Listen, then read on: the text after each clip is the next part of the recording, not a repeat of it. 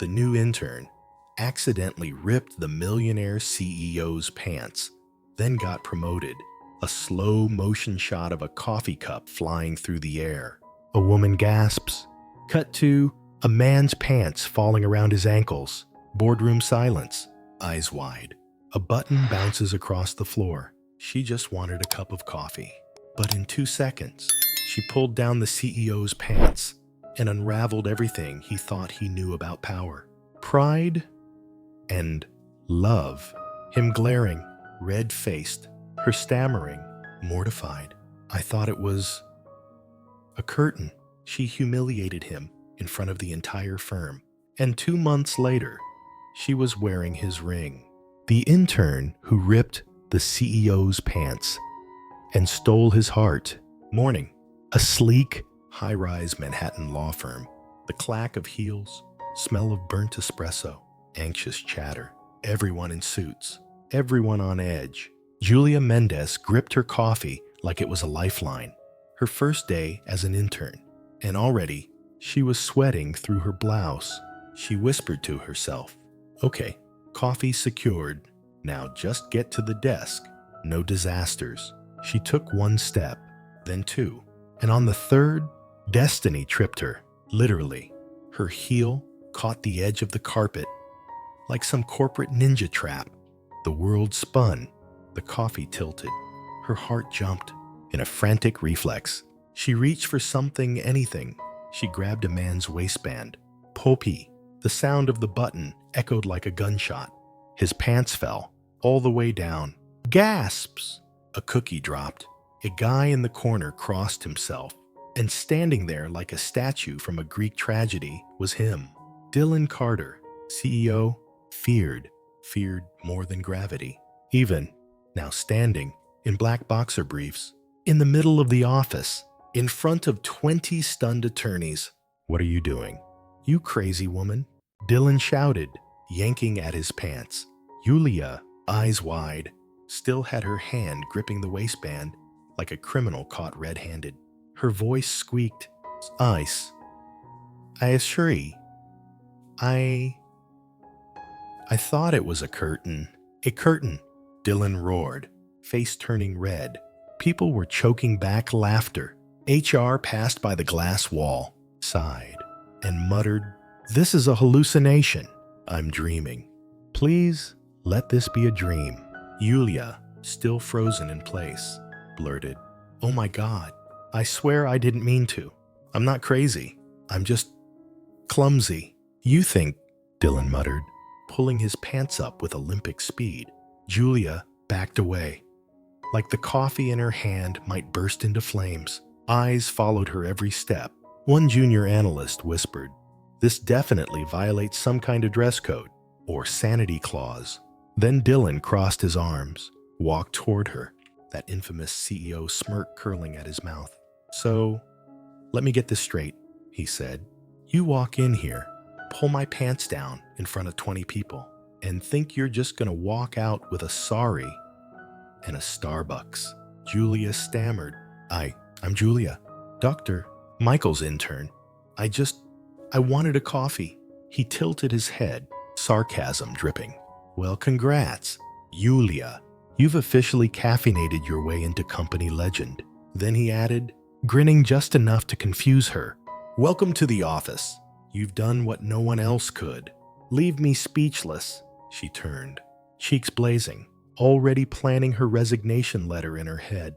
But just as she reached the hallway, she heard him call out loud enough for everyone to hear, "By the way, next time, just trip me. Don't undress me." She thought it was the worst moment of her life. But what she didn't know was that she'd just pulled down the walls around the most untouchable man in the building, and that he'd never forget the woman who took his dignity and then stole his heart. Chapter 1. The Hurricane Intern. Monday morning. The law firm's glass corridors shimmer with ambition, but all Julia Mendez wants is invisibility. The elevator doors opened like a stage curtain, and Julia stepped out into a storm she couldn't see but could feel. Whispers rode the air like gossip on wings. Laughter, paused the moment she walked by, and someone actually applauded softly. She clutched her file folder tighter to her chest, her ID badge swinging like a scarlet letter. "Deep breath," she whispered. "You've already survived the apocalypse of pants. Nothing worse can happen." Probably. She made it to her desk, eyes glued to the floor. If she didn't look at anyone, maybe they'd forget. But she should have known better. Well, his voice slid through the air like a smirk. "Look who's back!" The pants destroyer herself, Dylan Carter, stood at the end of the hallway-tailored suit. Perfect jawline, coffee in hand, ego fully intact. Julia stopped walking. Her spine stiffened. He was smiling. That annoying half-smile that said, "I'm going to enjoy this. I was hoping you got amnesia," she said without turning, "and missed the chance to relive the most humiliating moment of your career." "Never?" She faced him, chin slightly raised. "You make it sound like I planned it." He took a slow step closer. "Didn't you? It was awfully precise. Button, belt, dignity all gone in under 5 seconds. Julia exhaled through her nose. "Listen, Mr. Carter, I didn't mean to undress you in front of the entire office." "But you did," he said, sipping his coffee. "And the button never came back." I checked. She felt her cheeks flare again, not from embarrassment this time, but from the urge to shove her file folder down his throat. "It was an accident." "Sure it was." He grinned, "just like my dry cleaner's heart attack." Michael, Dylan's colleague, and the only adult in the room, passed by with a folder. He paused. "You two flirting again?" "No." They both snapped in unison. Michael raised an eyebrow and kept walking, muttering, "I'll give it a week." Back at her cubicle, Julia dropped into her chair. The desk phone rang. She picked it up without even greeting. "I'm not quitting," she said. "On the other end," Michael chuckled. "Didn't say you were. But you might want to brace yourself. You're on the Carter radar now. That's not a real thing." "Oh, it's real," he replied. "He teases the ones he notices and annoys the ones he's afraid of." "Afraid?" Julia scoffed. "He's not afraid of me." "No," Michael said quietly. "He's afraid of what you make him feel." Click. Julia sat back. The office buzzed around her. Phones rang. Fingers tapped. Laughter echoed. And in the glass reflection of a distant window, she caught a glimpse of Dylan, arms crossed, eyes on her, pretending to talk to someone but never looking away. She clutched her pen, suddenly aware of the flutter in her chest. This wasn't about embarrassment anymore. Not just something else had begun. A game, a war, or maybe a slow unraveling. "He's teasing me because of the pants," she muttered. "That's all?" "Right." Chapter 2. Underdog with a highlighter. Michael's office. Afternoon sun cutting across piles of case files. The air smells like copier ink, over-caffeination, and quiet panic. The folders were stacked like a mountain range contracts. Acquisition documents, franchise agreements, each one heavier than Julia's entire law school career. She reached for the top folder like she was about to touch fire. "So, where do I start?" she asked. Eyebrows raised, Michael sat on the edge of his desk, sleeves rolled up, tie loosened. He gave her a half smile. "This is the firm's most delicate case, a hotel chain acquisition, millions on the line. No pressure." She blinked. "Right, no pressure. Just catastrophic collapse if I mess up." Michael tossed her a pen. "You'll be fine. Just read everything, then read it again." And he left her alone. With the mountain and the weight of potential disaster, Julia rolled up her sleeves, cracked her knuckles, and started to read. Page after page, clause after clause. Time blurred. Her coffee went cold. Her eyes scanned like machines. She circled, highlighted, cross-referenced, rechecked, crossed out, researched, lost in it, until something didn't sit right. She flipped back, then again pulled a document from the bottom, compared dates, compared clauses, frowned. Wait a second. She grabbed another page, circled one section, underlined another. Her pen hovered. Her breathing quickened. This contradicts everything. She shot up from her chair. Michael, she called, bursting into the hallway. I need your brain now. He turned, startled. What? What happened? This clause. It's connected to the franchise agreement. Right. Yeah. Then look here. She shoved the paper at him. This completely undermines the exclusivity terms. Michael's eyes narrowed. He grabbed another folder, flipped, scanned, froze. No, no, no. This can't be. He looked again and again, then sat down hard in his chair. Julia, this is a black hole. They sat in silence. Michael ran a hand through his hair. If the client finds out, he won't, she said. We'll fix it. He just saved the case. He stared at her, like he was seeing her for the first time. Julia blinked. Really? Really? So, do I get a raise or just a thank you card? Michael laughed. I'll name my firstborn after you. Boardroom. Leather chairs. Dark wood. High tension. The client, flanked by assistants. Benson, the firm's senior partner, seated like a judge. Dylan Carter stood leaning against the wall, arms crossed, jaw tight. Michael stood to present. After thorough review, we found a critical inconsistency in the contract. He paused.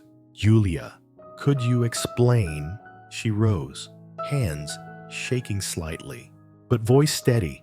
Clause 7B in the franchise agreement contradicts the acquisition deal. It would have left you open to litigation and massive financial loss. The room went silent. Even Dylan uncrossed his arms. The client's eyes widened. How did no one catch that? Julia lifted her chin. Because they weren't looking close enough. The client flipped through the updated papers, expression shifting from stern to impressed. Well, you've got an eye. And guts. Keep that intern close, he said, nodding at Michael. Intern. He turned to Julia. For now. Dylan looked at her, quiet, still, something unreadable in his eyes. And for the first time, Julia didn't see sarcasm there. She saw something like respect. Later, in the hallway, Dylan caught up to her. So, legal prodigy and pants snatcher, you really are full of surprises. She stopped, looked him straight in the eye. Still think I'm just a walking disaster. He paused, took a breath. You're a hurricane. Julia, she tilted her head. Good or bad? He smirked. But this time, it was softer. Ask me when the storm's over. Back at her desk, Julia finally let out the breath she'd been holding all day. And for the first time since she walked into that office, she didn't feel like a joke. She felt seen, and worse by him. I didn't come here to be remembered, but now I don't think I can be forgotten. Chapter 3.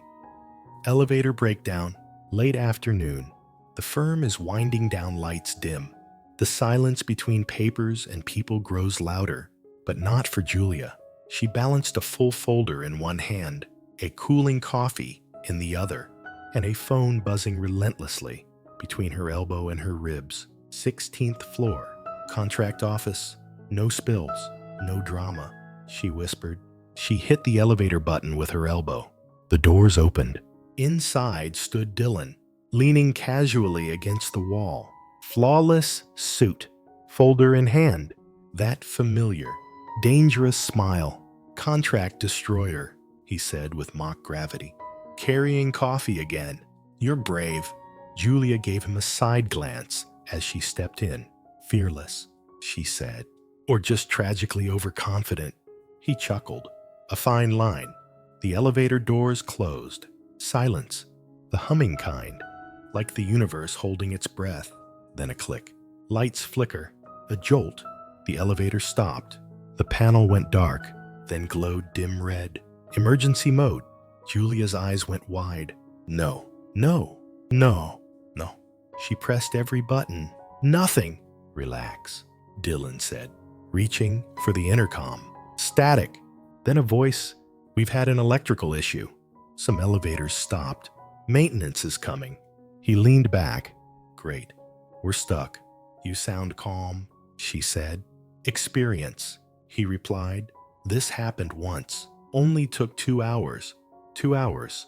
She nearly spilled the coffee again. I said only. His smile returned. She slid down the wall, crossing her legs. This is my nightmare. Mine involves court deadlines and missing witnesses, he said, sitting beside her. Silence again. But this time, it wasn't awkward. It felt suspended. You know, Dylan began, voice lower now.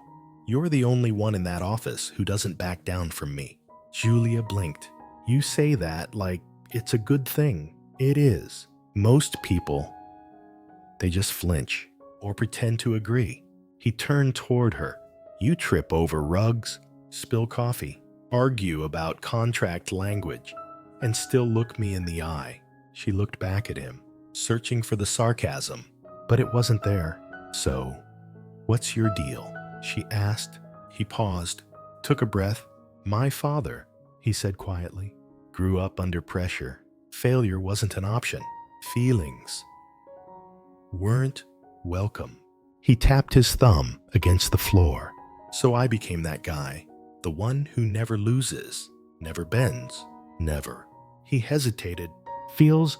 Julia stayed quiet, then softly said, That's not strength. You know, that's hiding. Yeah, he admitted. I'm starting to see that. They sat like that. 2 people in a box, suspended in midair between the past and something terrifyingly new. She tilted her head. You know, behind the designer suit and the God complex, you're actually kind of human. He laughed. That's the meanest thing you've ever said to me. Give it time. He shifted, now facing her more directly. And you, intern, are more than I expected. Julia blinked, and in that silence, their knees almost touched. Their shoulders leaned a little closer. The space between them shrank, like it had a heartbeat. He leaned in. So did she? And the lights blinked back on. The elevator jolted. Ding! Doors opened. They scrambled up, brushing themselves off like nothing happened. A security guard stood outside, blinking. Everything okay in there? All good, they said in unison. Cut to hallway. They walked side by side, avoiding eye contact, both pretending, both failing. Behind her folder, Julia bit her lip. That wasn't nothing, she whispered to herself. And behind his carefully readjusted tie, Dylan sighed. I'm in trouble. For 2 people trying so hard not to fall. They were already halfway there. Chapter 4. Coffee ink and accidental confessions. Late morning, near the copy room. Outside the window, gray skies. Inside, printer jam hell and a whole lot of awkward chemistry. The printer was broken again. Of course it was. Julia stood with her hands on her hips, staring at the blinking red light like it had personally insulted her. Paper jam in tray 2. The tiny screen flashed like a smug little villain. She opened the tray, poked around, pulled out one sheet, then another, then nothing. Seriously. Come on. Footsteps behind her. Need a hand? She turned.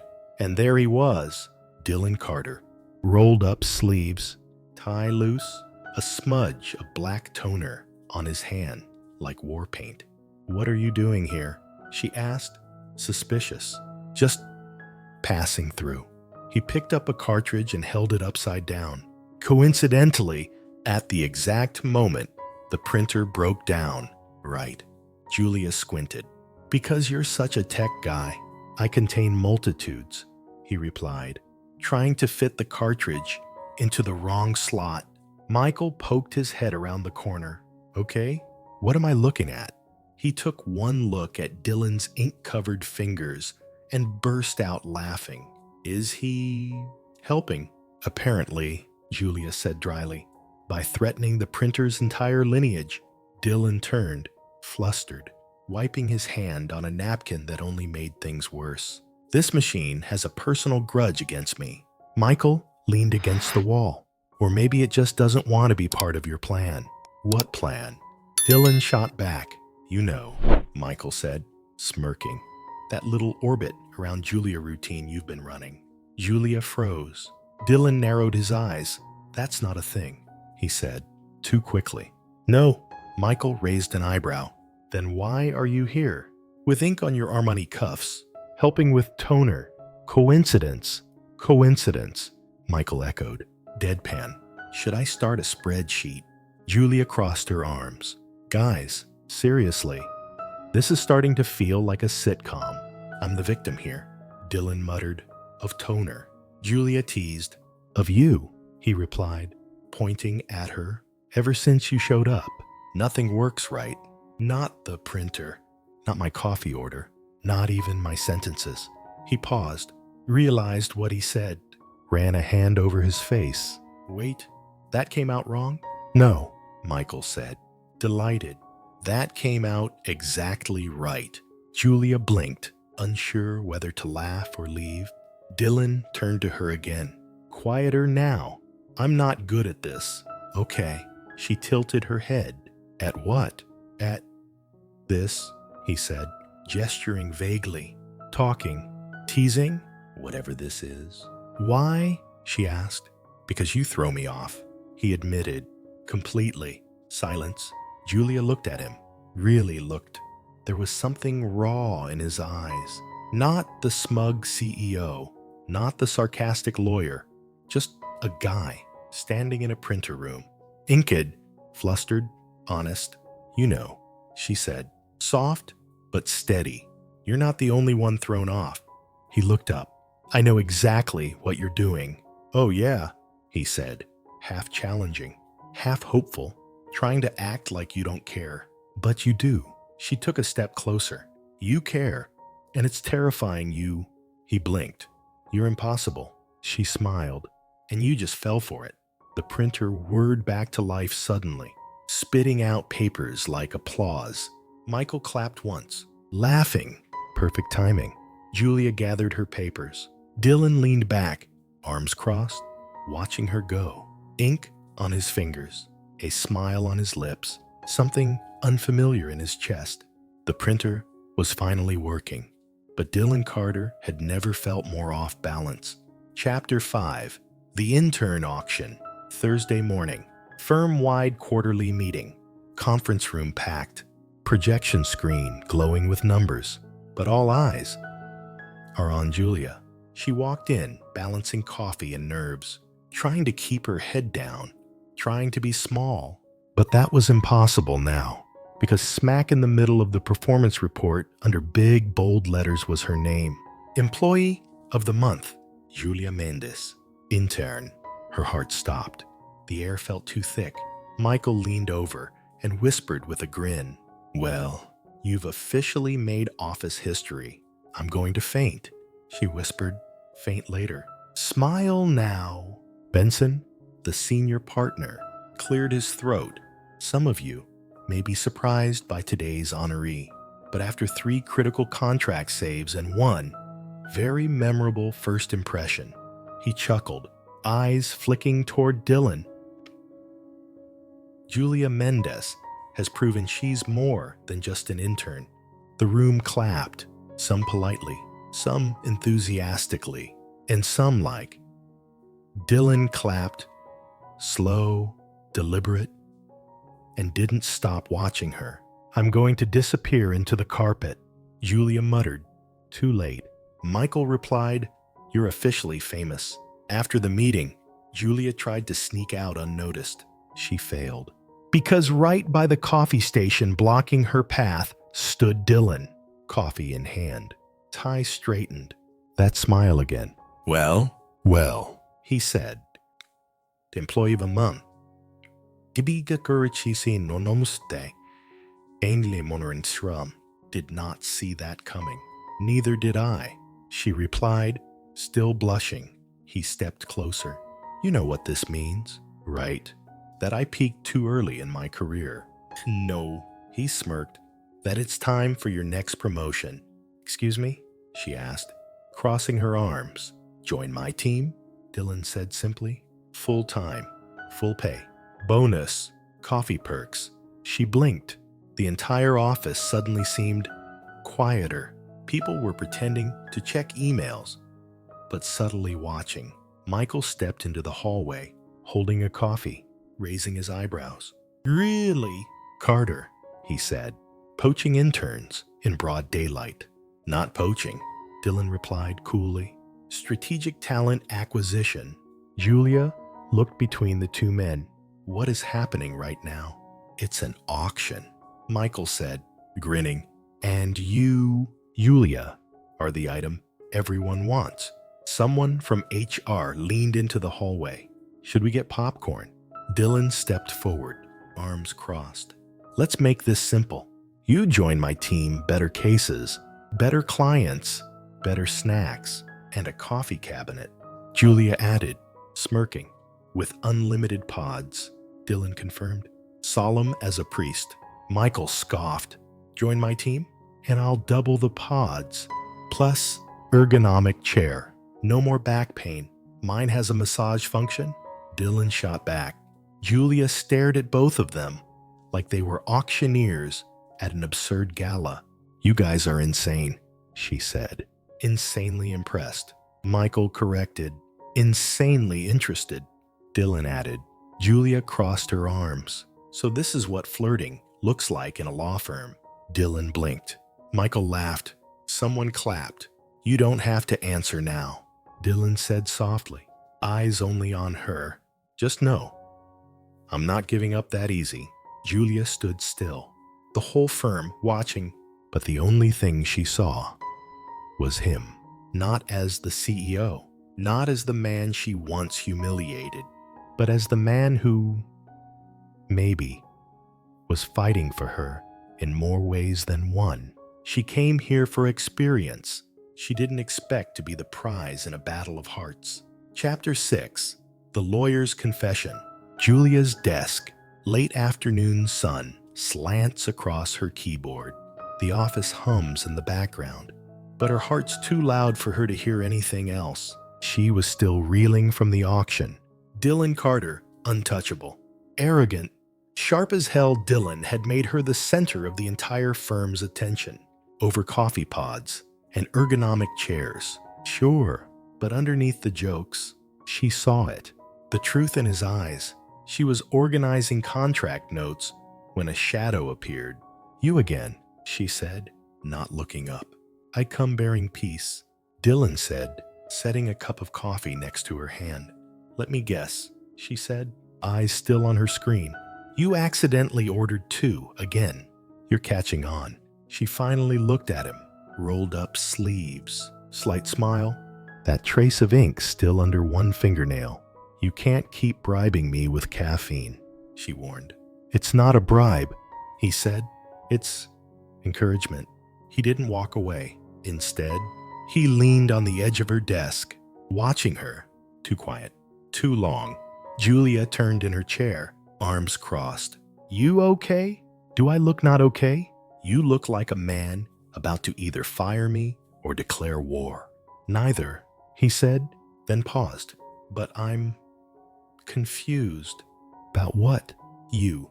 Silence. Julia blinked. Me? You come in. Day 1.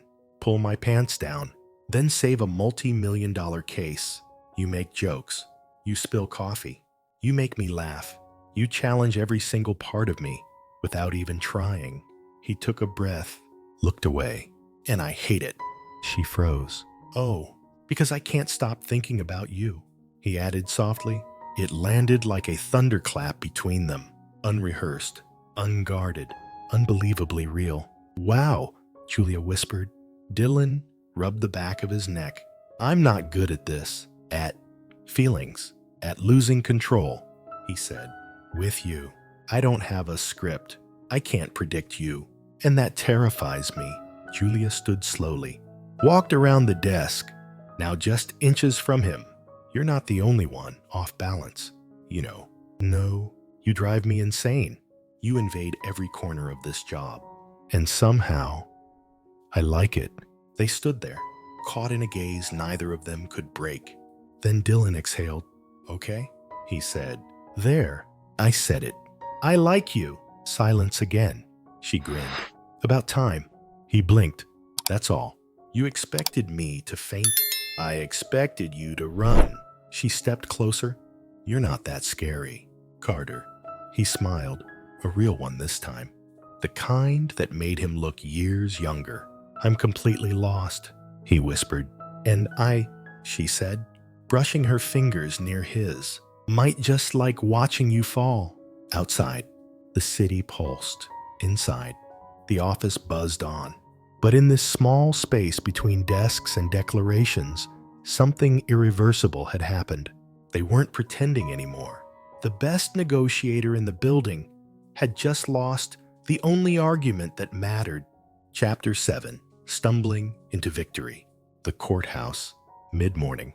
Nerves buzzed through Julia's bloodstream, louder than the rustle of suits and the clack of heels. She stood beside Dylan on the courthouse steps, clutching the case folder like it was the last rope holding her to earth. You okay? He asked, adjusting his tie. For the third time in 2 minutes, just thinking about the case, about the fact that I'm arguing it with the man whose pants I once removed in public. Dylan gave a small laugh. You're never going to let that go. Are you? Not until I get a raise and a non-disclosure agreement. Inside the courtroom, the air was stiff. The judge watched like a hawk. Opposing counsel was sharp, ruthless, and twice their age. But Julia had spent the night memorizing every clause, every loophole, every breath in the contract. Let's begin, the judge said, voice cutting through the tension. Dylan opened the defense, strong, measured, confident. Then he stepped forward to hand a document to the clerk, and his shoelace caught. The world tilted in slow motion. He stumbled, reached knocked into the side table. A stack of legal files slid off in a fan of paper and humiliation. Gasps. Even the judge looked startled. Julia froze.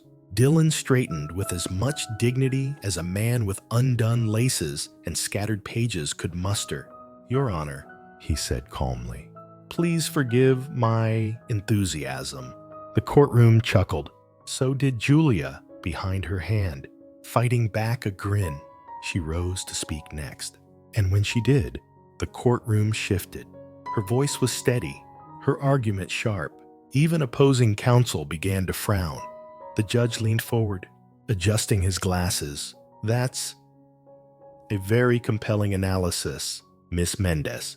Dylan stood to close the argument, and this time, no stumbling, just fire. My colleague's findings were not just accurate. They were the only reason this case was even salvageable. He nodded toward Julia. She blinked. It was the first time he'd publicly called her his colleague.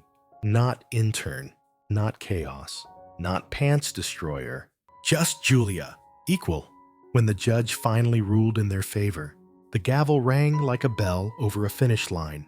Case dismissed, in favor of the defense. The client exhaled, shook their hands. Jubilation in pressed suits. As they stepped into the hallway, Dylan touched her arm. She turned, and for a moment, there were no attorneys, no spectators, no courtroom, just him. And her. I'm not going to wait anymore, he said. Wait for what? He pulled her in. This, he kissed her, right there, in the courthouse hallway, in front of half the staff, 2 shocked paralegals, and a very entertained Michael, filming from behind a column. Julia's heart didn't race. It soared, his hand at her waist, her hand at his collar. It didn't feel rushed or stolen. It felt inevitable. They pulled apart, slightly breathless. Wow, she whispered. Yeah, he smiled. Wow. From behind them, Michael called out, finally, that's better than my favorite courtroom drama. As Dylan laced his fingers with hers, neither of them spoke. They didn't have to.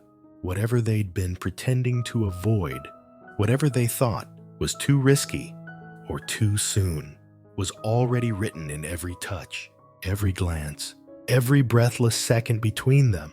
They hadn't just won the case. They'd crossed a line, and there was no going back. Chapter 8, The Love Contract. A quiet Friday afternoon. The office is half empty. Outside, the city hums in spring. Inside, Dylan paces like a man about to rewrite his entire life. He stood in front of Julia's office door, holding a manila folder, but it wasn't filled with legal briefs. Inside was something far riskier. He knocked. Got a minute? Intern, if you're offering coffee again, I might start billing you, Julia called back. He stepped inside, trying to look casual. It didn't work. He was nervous, which on Dylan Carter looked like overconfidence wearing too much cologne. I've got a contract for you to review, he said, placing the folder on her desk. We finished the Hernandez case this morning, she replied, raising an eyebrow. This one's personal. Julia opened the folder. Inside, one single page, company letterhead, printed in pristine font. Lifetime partnership agreement. Non-transferable. Irrevocable. She blinked. Started reading. Clause 1. The parties, hereafter referred to as Dylan Carter and Julia Mendez, agree to a lifetime partnership based on love, laughter, mutual chaos, and shared coffee. Clause 2. Dylan Carter agrees to provide daily caffeine, forehead kisses, and Friday night pizza even when he wants the whole pie. Clause 3. Julia Mendez agrees to continue being the hurricane who saved and ruined Dylan Carter's life all at once. Julia looked up, stunned. Dylan pulled out a small ring box from his pocket. Simple, elegant, real. And then he got down on one knee. In the middle of the office, in broad daylight, Julia Mendez, he said, voice quieter than usual. Would you be my personal attorney for life? Silence. Then someone in HR gasped. Michael peeked around the corner, phone in hand, whispering, I knew it. Julia covered her mouth, then laughing through the tears threatening to spill. She nodded. Objection, she whispered. Dylan blinked. What? Sustained. The office burst into applause.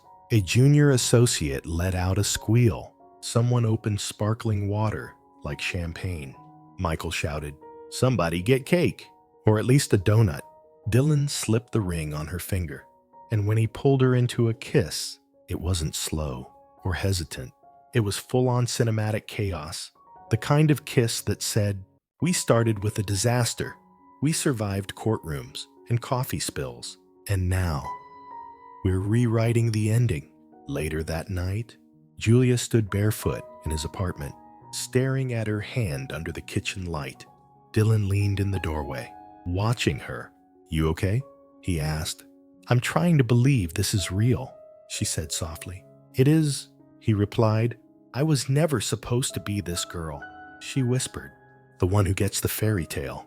You're not, he said, crossing the room. You're the one who earned it. She wrapped her arms around his waist, rested her head against his chest. You know what scares me the most? She murmured. What? That I love you this much. He kissed the top of her head. That's not fear, he said. That's home. And right there, between coffee cups and contracts, they sealed the only deal that ever truly mattered. Chapter 9. Happily, chaotic, ever after. Their wedding day, an outdoor garden draped in golden light and white flowers. The sign at the entrance reads, Welcome to the most important contract of Dylan and Julia's life. The guests arrived in suits and sunglasses, carrying whispers and wide eyes. Julia walked down the aisle barefoot because her heel broke 5 minutes before the ceremony. And Dylan, he stepped on his own cuff and nearly fell, trying to catch her. It was perfect. It was them. Michael officiated. Of course, And he didn't waste the moment. "Julia," he said, trying not to smirk, "you're about to marry the most stubborn, brilliant, exasperating man I know. Dylan, you're about to spend your life with a woman who once pulled your pants off in front of 20 people and still somehow made you fall in love." Everyone laughed. Dylan and Julia didn't. They were too locked into each other's eyes. When it came time for vows, Dylan's voice cracked. "You came into my life like a storm. You broke every rule, tore down every wall. I never saw you coming. But now, I can't imagine my life without your chaos. I don't want quiet. I want you." Julia's eyes filled with tears. "I hated you at first," she whispered. "You were arrogant, cold, impossible. But then I saw the cracks, and I fell through them. You're still impossible, but now, you're mine." When the I do finally came, it was less a formality than a surrender to love, to growth, to the unpredictable beauty of a life not planned but chosen. Reception. The music was a mess. The cupcakes collapsed. The playlist shuffled mid-song, and they danced like fools, she in bare feet, he with his tie around his forehead, laughing, spinning, teasing. At every table, there was a French press and a tiny sign that read, "Official toast of this marriage, coffee plus chaos." Michael raised his glass to Julia and Dylan, who proved that even in law and love, the best contracts are the messy ones. Later that night, they stood on the balcony of their new home, the city below them, stars above. Dylan wrapped his arms around her from behind. "You scared?" "A little," she whispered. "Me too," he said. They leaned into the silence. Then she turned, placed her hand on his chest. "But if I'm going to get lost," she whispered, "I'd rather it be with you, somewhere between first glances and forever." Two people who never meant to fall did. And what started with a spilled coffee and a broken ego ended in the only thing that ever really mattered: love, chosen, earned, endlessly chaotic and beautifully real. And unlike every other contract Dylan Carter ever signed, this one had no expiration date. Chapter 10, No Expiration Date. 6 months later, same office, new rhythm. Julia and Dylan now work side by side, and the entire firm knows it. The hallway whispered when they passed. The intern team secretly nicknamed them legal lovebirds, and HR just stopped asking questions. Julia walked into the office carrying 2 coffees, one labeled bossy, the other still bossier. She dropped the second on Dylan's desk. "Morning, counselor." "Morning, hurricane." He didn't even look up, just reached for the coffee and took a long sip. "You know, they're calling you Mrs. Carter already," he said. "I know. I changed my Zoom name to Hurricane Carter yesterday." "Of course you did." They worked in sync. She caught his missed clauses. He filled in her gaps with fast thinking. They never competed anymore. They collaborated, which, for Dylan, was terrifying. "You're going to replace me," he whispered one afternoon, watching her outline a case strategy. "That's the plan," she replied. He leaned in and kissed her forehead. "Then I'll be your assistant." The break room. Michael walked in, sipping his third coffee. "Still together. Do we get a trophy if we survive fiscal review season?" Julia asked. "No, just emotional scarring," Michael replied. "I already have that," Dylan muttered. It's called marriage." Julia smacked his shoulder. "Careful. Counselor, I have access to your inbox now." They didn't argue anymore about who fell first. They argued about where the stapler went. They didn't fight over status. They fought over whether Dylan's playlist was inspiring or just sad piano. And yet, every night, Julia still reached for his hand first. Every morning, he still stared at her like the first time she made him speechless. One late evening, they were alone, finishing a brief. The windows reflected a dark city sky. Only the sound of typing filled the room. Dylan looked up. You ever think about how it all started? You mean the pants incident? I mean the fact that I've handled high-profile lawsuits and federal investigations. But the one thing that completely unraveled me was you. Julia leaned back in her chair. I was just trying not to spill my coffee, and now you've ruined me. Fully. She stood, walked around the desk, and sat on his lap. Then it's only fair that I stay, to supervise your downfall. It's a shared downfall, he said, kissing her shoulder. Their life wasn't spotless, wasn't quiet, wasn't easy, but it was real. And in every shared look, every sarcastic remark, every courthouse win or printer jam, they kept finding the same thing, each other. There were no clauses, no loopholes, just a love that defied fine print and promised no expiration date, whispered like a memory. Nightfall, their apartment balcony. The city flickers below. 2 coffee cups rest side by side cold, half finished. She's wrapped in his suit jacket. He's barefoot, in her slippers, and they're both smiling like fools who know exactly what they almost lost and never will. She never thought love would come dressed in sarcasm and expensive ties. He never expected it to come with clumsy hands and wild hair. But somehow, they met in the middle of spilled coffee, ripped seams, and legal briefs covered in pink highlighter. Flashbacks of her pulling the waistband by accident, him offering 2 coffees, the kiss in the courthouse, the fake love contract, their dance under fairy lights. They weren't perfect. They didn't come together easily. But what they built wasn't fragile. It was flawed and funny and full of heart. And in a world where most contracts expire, they wrote one that never would. Turns out, the best kind of forever starts with a little chaos. If you've ever felt like love skips people like you, if you've ever laughed through pain or spilled coffee on someone you weren't supposed to love, then maybe this story was yours. 2, if Julia and Dylan's story made you smile, cry, or believe in something again, there's more where that came from. Our next story, let's just say, the ring didn't come from a jewelry box, but from a child calling the CEO Dad. See you there.